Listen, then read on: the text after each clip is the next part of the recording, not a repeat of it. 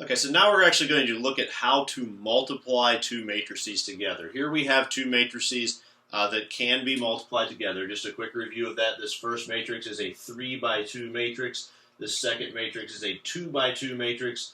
Since these middle numbers right here match up, I can multiply these two matrices. And these other numbers, the 3 and the 2, actually give me the dimensions of the product. So over here, I'm going to create a 3 by 2 matrix for the product that actually should look very similar to this first one, at least as far as its dimensions are concerned. So let's take a look at how we actually go about doing this. And this can get pretty complicated, pretty confusing. So I've got some little slips of paper I'm going to use to cover up numbers. Okay. So as we do this, we have to go through and we have to figure out each entry of this matrix one at a time.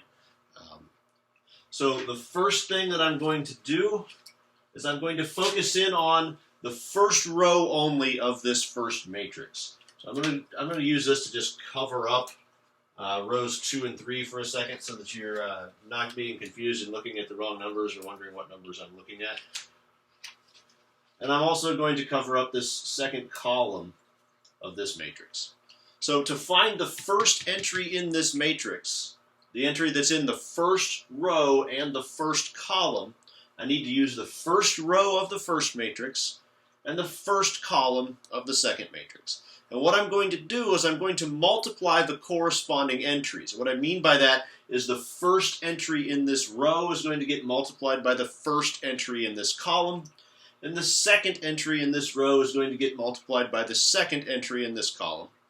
Once I do those two multiplication problems, then I'm going to add their answers together. So I'm going to start off, I'm going to take the first thing in this row times the first thing in this column. So I have 3, I'm not going to write that down right there, I'm just going to tell you what I'm doing for that. I have 3 times negative 2, which is negative 6, and then plus the second thing in this row times the second thing in this column. 0 times 0 is 0, and negative 6 plus 0 is negative 6. So we found that first entry there to be negative 6. Now, I'm going to stay with the first row until I've used all of the columns of this second matrix. So now that I've used the first column, I'm going to cover that up and I'm going to use the second column. I'm going to do the same thing that I just did. I'm going to do 3 times 1, which is 3, and 0 times 4, which is 0, and you add those answers to those products together. 3 plus 0 is 3. So this entry here is 3. Now that I've exhausted all of the columns of this second matrix, it's time to move down to the next row of the first matrix and repeat the process. So now I'm going to use row 2. So I'm going to go ahead and cover up row 1 so you can't see it. I'm using row 2 of the first matrix, and then I'm going to go through and use column 1 of this matrix, and then column 2 of this matrix. So let's use row 2, column 1 to find the entry that goes in row 2, column 1 right here in our product.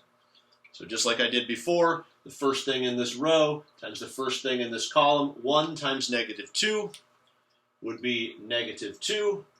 And then the second thing in this row times the second thing in this column, negative 2 times 0 would be 0. And then last time I checked, negative 2 plus 0 was negative 2. Staying with that second row, I'm going to move to the next column of this matrix. So now I'm moving on to the second column of this to find the entry that goes in the second column over here. First thing in this row times the first thing in this column. 1 times 1 is 1.